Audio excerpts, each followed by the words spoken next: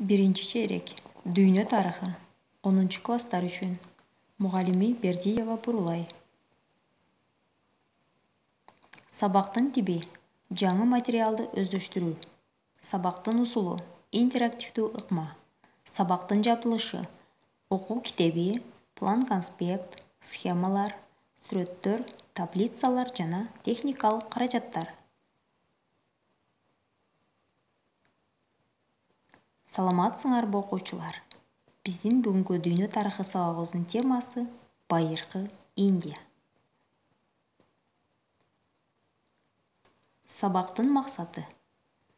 Биринчи, Байыркы Индия өлкөсү жөнүндө маалымат аласыңар. Экинчи, билим билгичтик көндүмдөрүбүздү өнүктүрөсүңөр. Үчүнчү, окутулган окуу материалдарын практикалык жагдайларда колдонуп, фактыларды аргументтүү айтууга үйрөнө аласыңар. Анда балдар, бүгүн мен силердин баарыңарга жагымдуу маанай каалаймын. Бири-бириңерге карап, силер дагы ушул быйтыкчадай жылмайып койгула. Азаматсыңар балдар. Биз эң алгач сабакты баштаардан мурда алтын эрежелерди кабыл алабыз. Биринчи, бири-бирибизге урмат сый менен мамиле кылабыз. Экинчи, бири-бирибизди көңүл коюп угабыз. Үчүнчү, бири-бирибизге жылмаюу тартуулайбыз. Төртүнчү, сабакка активдүү катышабыз. Бешинчи, сабакка кечикпей келебиз. Балдар, бүгүн сабакта баарыбыз алтын эрежелерди сактайбыз. Биринчи тапшырма. Окуу үчүн текст. Байыркы Индия жаратылыш шарттары, калкы жана анын негизги кесиби. Балдар, биз бүгүн дүйнөнүн саясий картасында Байыркы Индияны көрүп турабыз. Бул жерде Байыркы Индиянын картасы. Борбор шаары Дели. Индиянын аталышы бул өлкөнүн түндүк батыш тарабындагы ири дарыянын атынан келип чыккан. Байыркы индиялыктар аны Синху дешкен. Байыркы персилерде Хинду деп айтылган. Ал эми байыркы гректерде болсо Индос делинген. Бул дарыянын бассейниндеги жана андан чыгышты карай кеткен өлкөнү Европада байыртадан эле Индия деп аташкан. Чокусу түштүктү караган үч бурчтукту элестеткен Индия Азиянын түштүгүндөгү эң чоң өлкө. Ал Индостан жарым аралын жана материктин ага туташкан бир бөлүгүн ээлейт.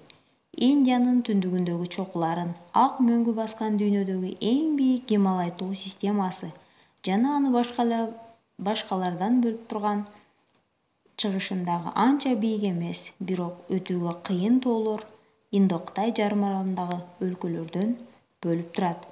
Географиялык жактан Индия даана байкалган эки бөлүккө бөлүнөт. Түштүгү жарым аралдык жана түндүк тарабы материктик болуп бөлүнөт. Экөөнүн ортосун бөлүп турган чекте чытырман токойлор менен капталган тоо кыркалары жатат. Бул тоолуу аймак түндүк менен түштүк бөлүгүнүн ортосундагы байланышка бир кыйла тоскоолдук келтирген. Байыркы Индиянын калкы жана кесиби кандай болгон? Байыркы Индиянын эли өзгөчө дыйканчылык менен дагы кесиптенген. Индияда элдердин ортосунда социалдык теңсиздик өкүм сүргөн. Башкача айтканда, элдер касталарга бөлүнгөн. Касталар деген эмне? Белгиленген эрежелерге баш ийген жана белгиленген милдеттери бар адамдардын тобун биз касталар деп атайбыз. Биринчи каста — брахмандар кастасы. Бул брахмандар кастасы эң алгач брахмандардан турган эң жогорку каста болуп эсептелет. Ал эми экинчи кшатрийлердин кастасы. Үчүнчү каста вайшалар кастасы. Төртүнчү каста шудрлар кастасы. Касталарга токтолуп кете турган болсок, бул каста деген сөз латын сөзүнөн алынып, кастус, таза дегенди түшүндүргөн. Ригведада касталар жөнүндө 4 негизги маалыматтар эскерилип кеткен. Башкы кудай Брахма өз оозунан түзгөн жресттер брахмандардын кастасын түзгөн. Бул топтогуларга атактуу жресттер кирип, ошолор гана кудайдын атынан сүйлөй алышкан. Экинчи бир артыкчылык укуктагы кастага жоокерлердин тобу кшатрийлер кирген. Диний жыйнакта кшатрийлерди Брахма колдорунан жараткандыгы айтылган. Бул эки кастадан төмөнкү абалда турган үчүнчү кастага Брахмандын кабыргаларынан жаралган дыйкандар, кол өнөрчүлөр жана соодагерлер, вайшалар кирген. Ал эми төртүнчү кастадагылар эзилген жана укуксуз кедейлер, кулдун абалына чейин жеткен калктын тобу шудурлар болгон. Бул шудурларды Брахма таманынан жараткан деп айтылат. Жогоруда айтылгандай эле балдар, адамдардын бул касталарга бөлүнүшү укумдан тукумга сакталып калган. Экинчи тапшырма. Балдар, баарыбыз дептерге жазабыз. Сөздүктөр менен иштөө. Дравидтер деген эмне? Индиянын жергиликтүү калкы, өлкөнүн ортоңку жана түштүк бөлүгүн мекендеген чоң жана аралашкан этностук тайпа. Гана Индиядагы уруулук жамаат. Грам Гана бир айылды түзсө ушундайча аталган. Ганапати деген жамааттын башчысы. Сапхо жалпы жамааттын чогулушу деген түшүндүргөн.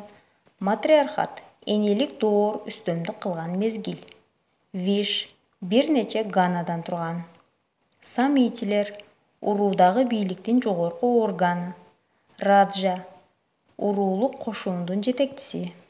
Касталар белгиленген эрежелерге баш ийген жана белгиленген милдеттери бар адамдардын тобун биз касталар деп атайт экенбиз. Үчүнчү тапшырма. Инд өрөөнүнүн эң байыркы шаар мамлекеттеринин табышмактуу сырлары. Мохенджо-Даро жана Хараппа цивилизациялары. Балдар, сүрөттө биз Мохенджо-Даро шаардын калдыгын көрүп турабыз. Байыркы Индияда курулуш өнөрү мыкты өнүккөн. Бул өлкөдө жердин астынан кыштан тургузулган имараттардын урандылары табылган. Табылган урандылар Индиянын эң байыркы шаарларынын урандылары болгон. Ири археологиялык комплекстер Мохенджо-Дародо жана Хараппада казылган. Бул шаардын урандылары жакшы сакталып калган. Бул жерде ырааттуу 9 археологиялык катмар казылган. Алардын эң акыркы катмары 12 метр тереңдикте болгон. Окумуштуулардын изилдөөлөрүнө караганда, бул шаардын аянты 260 гектарга келип, бир топ кылымдар өкүм сүргөн. Казуу мезгилинде тарыхый эстеликтер, чоң өнөрканалар, эгин сактоочу кампага окшогон чоң тамдар, цитаделдер, чоподон жасалган идиштер, жез жана коло буюмдар жана ар кандай мөөрлөр жана башка баалуу материалдык эстеликтер табылган.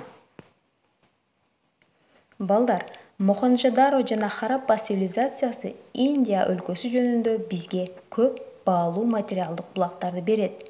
Бул Мохенджо-Даро жана Хараппа цивилизациялары байыркы шаарлар болуп эсептелип, шаардын сыртында кадимкидей дарбазасы, көчөлөрү түз салынган жана үйлөрү дагы типтүү формада болгон. Бул шаардын ичинде чоң өнөрканалар, кампалар болгон жана Хараппа шаарында Мохенджо-Даро эки шаарда тең кол өнөрчүлүк аябай мыкты өнүккөн. Чоподон ар кандай идиштерди жана карапаларды жасаган, атайын мештерде бышырылышкан жана аларга кооз оймолорду түшүргөн. Металл иштетүү дагы мыкты өнүккөн. Балдар, силер сүрөттө көрүп тургандай эле, Хараппа жана Мохенджо-Даро цивилизациясынын мезгилинде элдер кол өнөрчүлүк менен дагы, дыйканчылык менен дагы кесиптенишкен жана Ахемениттер доорунда дагы бул сүрөттөрдү бизге чагылдырган.